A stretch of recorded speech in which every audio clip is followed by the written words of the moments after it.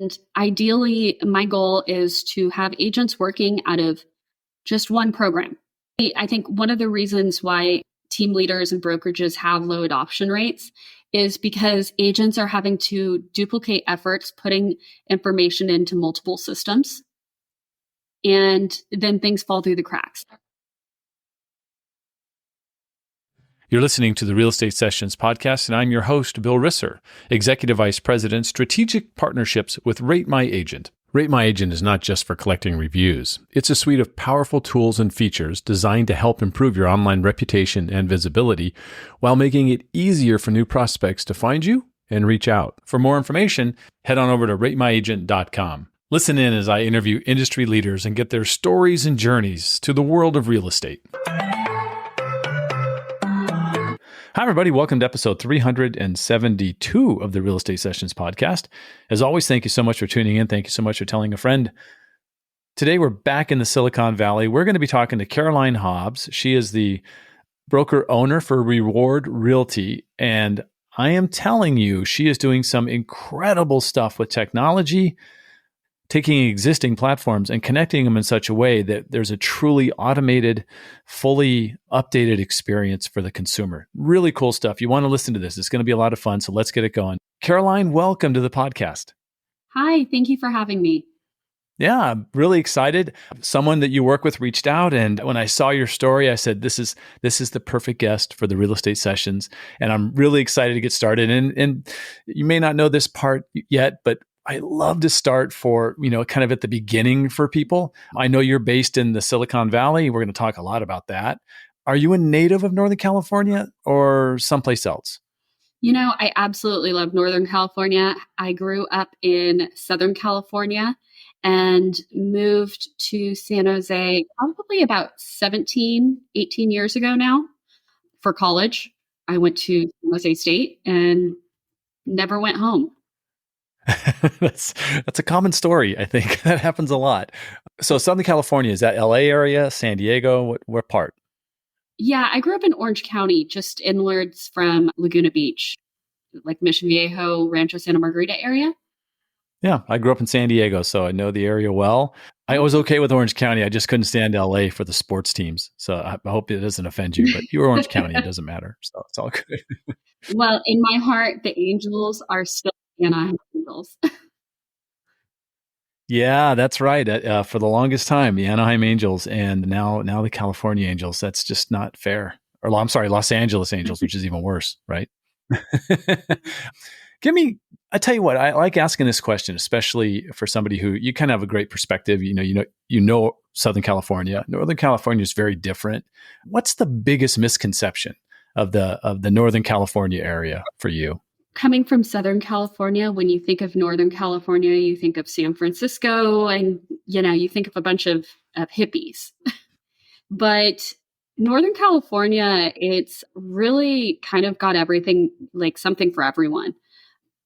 It is the heart of Silicon Valley. So we do have lots and lots of very smart engineers and engineer type people. But one thing that I really appreciate about the Bay Area is it's very similar to New York in the fact that it is truly a melting pot, cultures and people. And I think that really just adds to the whole culture of the Bay Area, making you feel welcome. Yeah, that's absolutely true. My wife and I have been together quite a long time, and our favorite city to visit back in the 80s and 90s was always San Francisco. It was close to San Diego, but it really felt like you were on the East Coast, that especially some of the things you could do. I mean, the outlying areas, whether you went north into Marin County or you went south down to San Jose or you went east, right over to the East Bay, there was some really cool stuff. So probably the biggest misconception is, yeah, it's not just a bunch of people that hate Ashbury anymore. It's got people from all over the world. Yeah. Let's talk about 15-year-old Caroline. You're in high school. I'm just guessing you can't wait to become a realtor, right? Wrong. Right. That's what I figured. Yeah, I am a third generation real estate professional. And as a teenager, you always want to rebel against what your parents think that you're going to go and do. I don't think that there's anything my mom always supported me going into real estate, but I don't think she ever actually anticipated that I would, just because I vehemently was against it back then. I think a big tilting point was in college. I was looking for a part-time job that I could do during the weekends to earn a little bit of extra money. And I found a job on Craigslist with a realtor out of Palo Alto, which was about 25 minutes from where I was living at San Jose State. And it was for an open house host position. And so I took that position and started working in her office as well. And that was really my first steps of getting into real estate. All right. So maybe there was some destiny there that the job you found on Craigslist just happened to be in real estate. I'm sure your mom and dad were probably happy. So there's nothing wrong with that. So you're in Southern California, growing up in Orange County. Tell me what it was like to, as you probably live in a dorm on campus your freshman year at San Jose State. What was that experience like? What was the area like? What were the people like? What do you remember from that? I will say moving anywhere in the country from Orange County is going to be a major culture shock. Growing up in Rancho Santa Margarita, we moved there when the city was still being developed and built, and there was mainly just a whole lot of empty land. So I really grew up with the city itself down there. There's very little diversity. We did have great schools, but visiting San Jose State and my decision to come to San Jose State, it was a very eye-opening experience. I went from a very privileged upbringing where everything is shiny and new. And I'll tell you, I still remember in high school or in college, starting college and walking into the sorority house and the dorms and stuff like that and being like, I didn't even know that they made homes without air conditioning. And I guess it's just a very sheltered and privileged upbringing. But it was a huge shock to me. And suddenly I was moving in and lived with 40 other women from different backgrounds, economically, culturally, everything. And so, college was the first time I ever shared a room in my entire life. So I think there was a lot of big surprises for me. But I started college at 17. I've always been a very hard worker with my eye on the prize. And so I think that I was able to adapt quickly, and I was excited to be out on my own for the first time. You probably also understood that this is a great learning experience overall, just understanding that there are lots of different ways to do things and lots of different people doing them, and probably had to be a great experience for you as opposed to just ending up at SC or UCLA, just still kind of in that bubble maybe, right? Absolutely. It really forced me outside of my comfort zone. And, to this day, I have past clients asking me, I'll talk to their high school students all the time.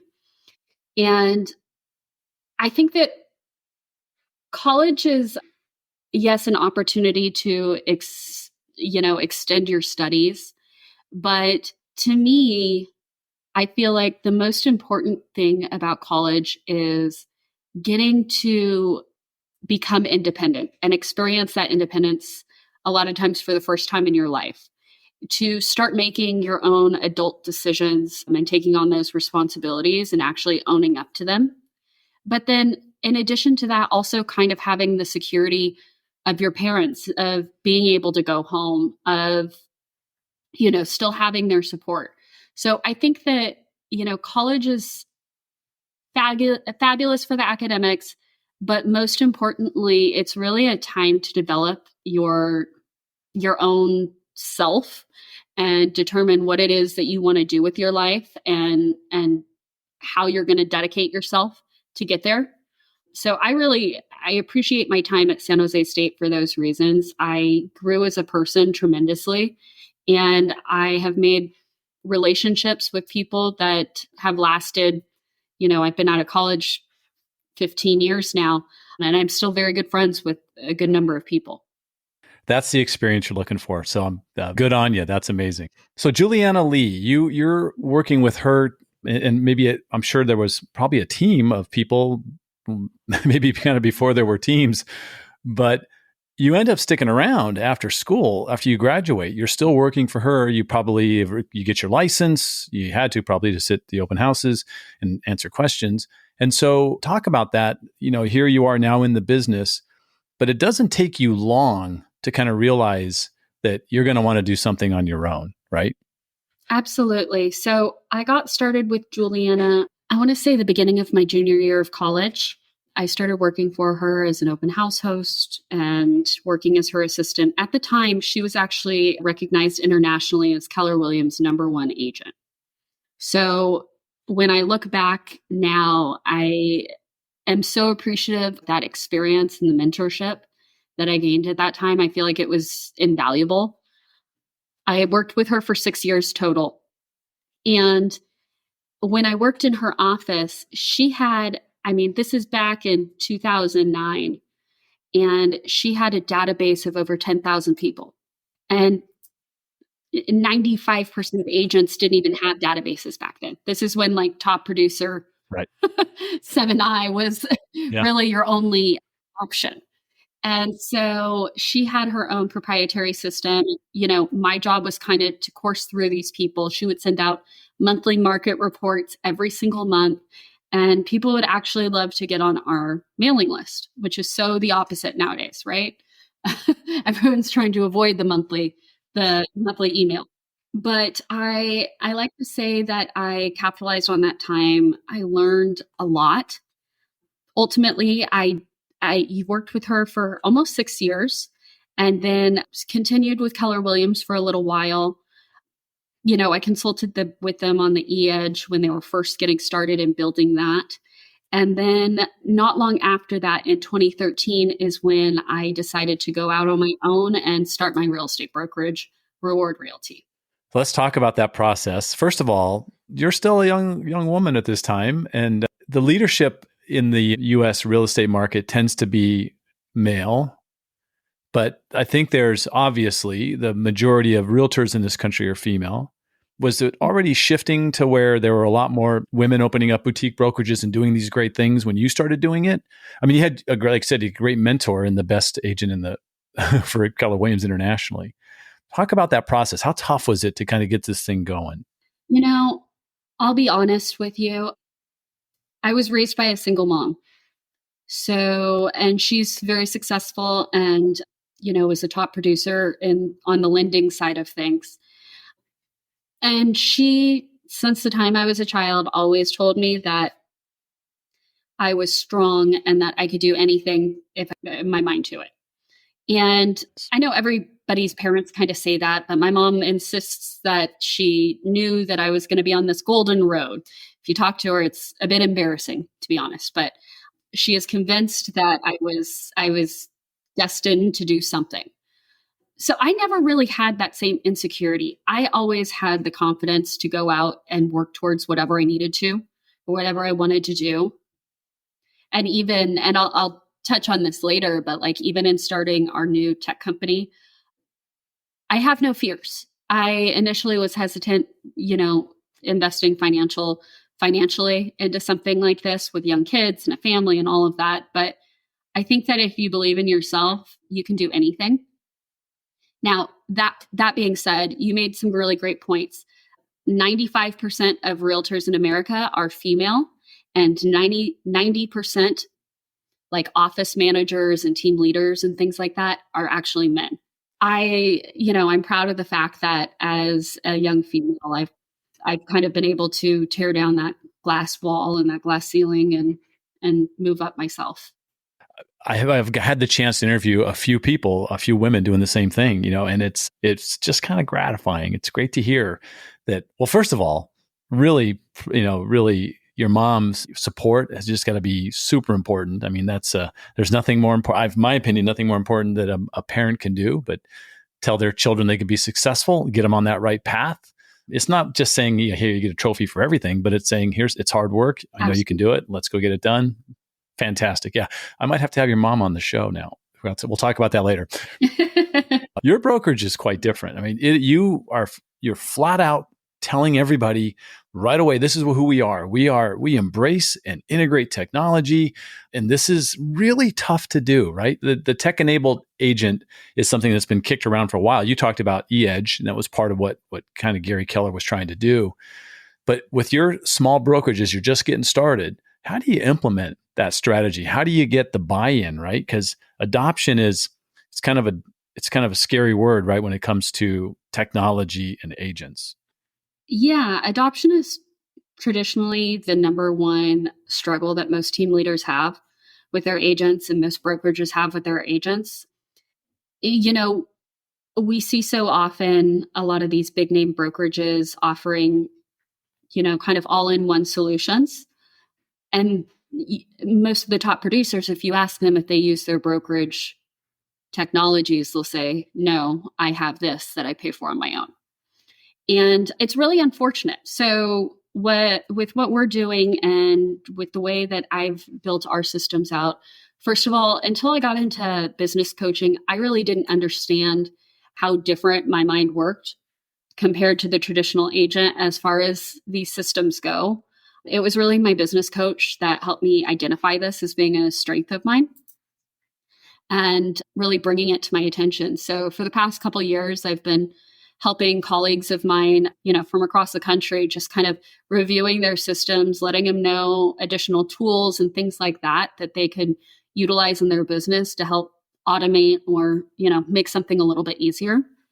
But after building and building on our own back end and having success with getting our agents using our systems,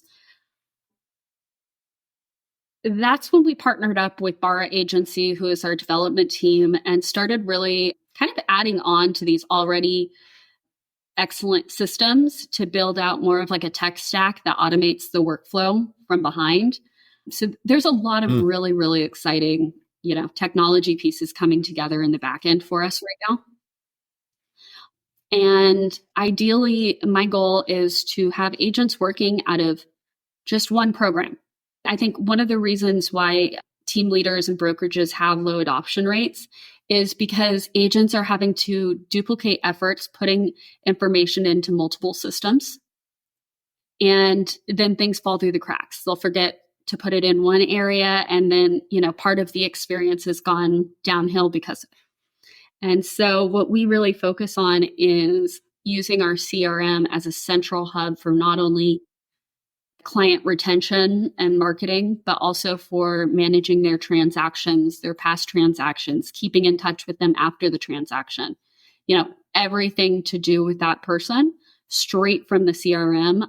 So I like to say that our systems are a beefed up version of just regular follow-up boss, and this client portal that we're creating is going to be a forward-facing version running some pretty powerful transaction management softwares in the background.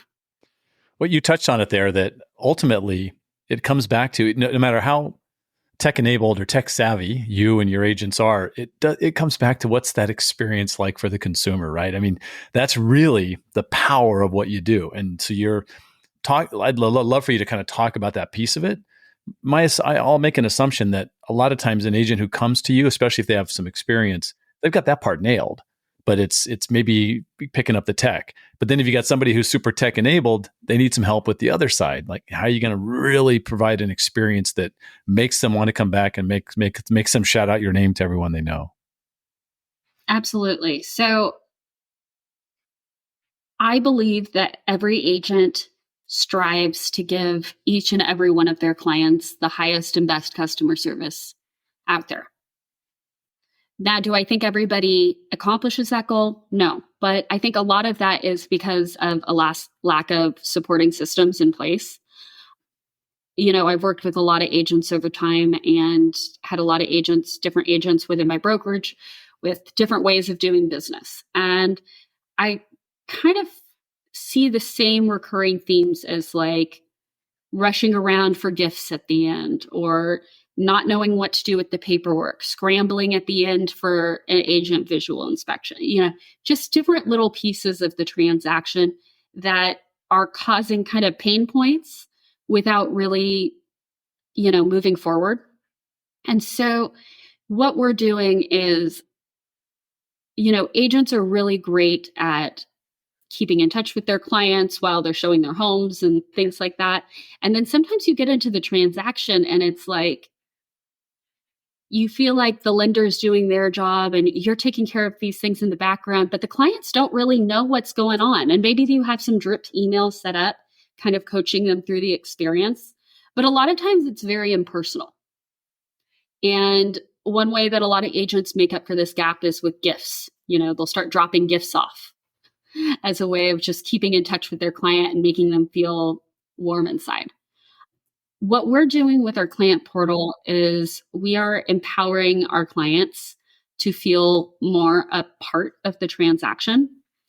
And we're doing that in a few different ways. So number one, there are status updates, videos that you can record that agents, with a paid subscription will be able to record and have pop up at different points during the transaction. You can also leave little notes for your clients underneath these status updates, letting them know of any extra things that might not be included in that email to make it more personalized. There will also be an area for, all the property details, all of the transactional documents, and another area where you can actually schedule appointments with our vendors. So let's say that your clients, they're closing escrow and maybe there's some plumbing repairs that need to take place. They can actually, in the portal, go to our vendors page, go to the plumber and have access to the plumber's calendar and book an appointment for that plumber to come and take care of the issue at their home. So there's a lot of different capabilities that we're putting in there. And we do have a team. We have a few different development teams that we're working with right now. But one of our teams specializes in OCR and AI technology. And so we're building a AI that's actually going to sort and read transactional documents to completion. So it'll tell you if you're missing like buyer 2's signature or seller 1's signature, if there's a document missing from the transaction without a transaction coordinator constantly having to send back and forth lists. You'll be able to, from one area, send them out to both sides of the transaction, invite the other side and, create a completed file together. So I think that there's a lot of ways, utilizing technology that we can work smarter and not harder. First of all, AI is the buzzword, the thing going around today. And generally speaking, AI for most people means, ChatGPT, I can write a listing presentation or a listing description or whatever. But taking that stuff with your dev team and turning it inside, looking at your processes and your procedures and having it take care of it there, I think that is to really maximizing what you can do and having that what you're doing, an incredible customer experience. That's awesome. You're way ahead of the curve on a lot of these things as we're talking, but I'd love it if you had like an example where you added something to the tech stack or you saw some shiny object, right? The shiny object syndrome that agents have issues with. I think it's different for you. You might have figured out a way to use something that really worked. Is there like a pivot you did or something you changed where you could even share with us and go, I was able to take this and we're now accomplishing this on the other side of it? I can give you two examples, gifting and postcards.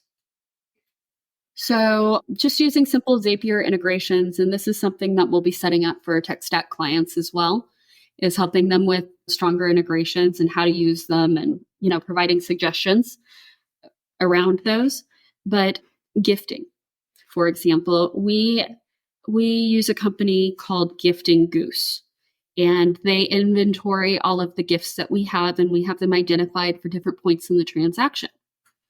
And we have it set up so that as soon as a client's status changes in follow-up boss from, looking for a home to under contract, they're going to get mailed a gift in the mail to their current address with some moving supplies, a little note, and a link to a QR code that goes to our moving concierge service, so that they can then get help with booking their movers and things like that. So that is one example of how we've kind of helped improve the client experience using gifting and automating gifting. And then another would be similar kind of circumstance. We're working with a couple different printers to create marketing postcards that go out, prior to the home coming on the market, once it's listed, once it's, pending, another time when it's sold. There's a company called thanks.io that I really like. Has a lot of customization options, has an open API that makes it very developer friendly. And the only thing I struggle myself with is I really like to customize things for each property. And with automations, you don't get that same opportunity. You really have to make templates for a lot of these things to be able to build with. Right. But other than that, it definitely simplifies the process. And I think one thing that my coach has told me before, having it be, only 80% of what you want, but having it done is better than having it exactly the way you want it and not done. Yeah. Yeah. With only so many hours in the day and priority, you really have to focus on, highest and best use of your time. And so, that's where I find that automations can really help people, change their careers and give that consistent high level service to all of their clients, regardless if they're a mobile home client or they're buying a $2 million property. Right. And where you live, you have all of that. Yeah. That's where you work. It could be either one. You are an entrepreneur. You're more than just a real estate entrepreneur. You're an entrepreneur. That's just part of your blood. It's who you are. Are you helping your agents try to attain that same level, that same feeling you have? Absolutely. I do run a sales team within our brokerage as well, but unlike a lot of team leaders, my goal is not to have people on my team long term. While I have agents on my team, what I'm showing them is how to market themselves, how to use these tools to increase their business, how to communicate with their clients. We use a lot of scripting. Earlier this morning, we actually had what I like to call a comp party. And during that, we videotape it and put it up. And essentially, I send out 5 properties ahead of our meeting, and we all run comps, and then I compare theirs to mine. And I explain, why I've selected certain comparables over others, to justify the value of that property. And that really helps, as they're talking with clients, as they're, running comps for clients, either for listings or for purchases. We really want to make sure that we're giving our agents and our clients all of the tools that they need to be successful. So Caroline, it sounds like you're building a way to connect up Follow Up Boss and maybe some other tools with the help of your dev team to kind of really, really create that open to close, that contract to close path that so many people claim to do. Am I on the right path there? Yes, absolutely. Reward Realty Solutions is the name of our technology company. We have a tech stack with Open to Close and Follow Up Boss, and we've actually rebuilt these tools over another development program to enhance the information sharing between programs, and then those will also connect into our client portal. So the 3 of these will be sold as a package together as really a plug and play option. Our goal with the portal is to be able to sell it as a one-off product as well, but it's kind of to be determined as far as whether or not that will be available, just because the Open to Close system and the way we fed it into Follow Up Boss is really, really unique. And we're really utilizing a lot of features in all of these different programs, but kind of bringing them all together. So, for example, the way our AI is going to work when you're starting a transaction is you will upload a copy of the purchase agreement into the system, and the AI will actually scan the document and pull a lot of the informational fields to fill out an Open to Close intake form, which will then set the timelines for the rest of your transaction and will run in the background, sending, prompts to all parties of the transaction with different deadlines and whatnot. Nice. I like that a lot. I'm an old escrow guy. I like that a lot. So Well, Caroline, this has been great. I know you are probably busy. It's the middle of your day. You're in California. I'm in Florida. So let me give you the final question I've asked every guest, and that is, what one piece of advice would you give a new agent just getting started in the business? That's a great question. 100% get a real estate coach outside of your brokerage. I've been a part of the Tom Ferry ecosystem for 3 years now. I'm more than happy to connect you with them, but get a coach.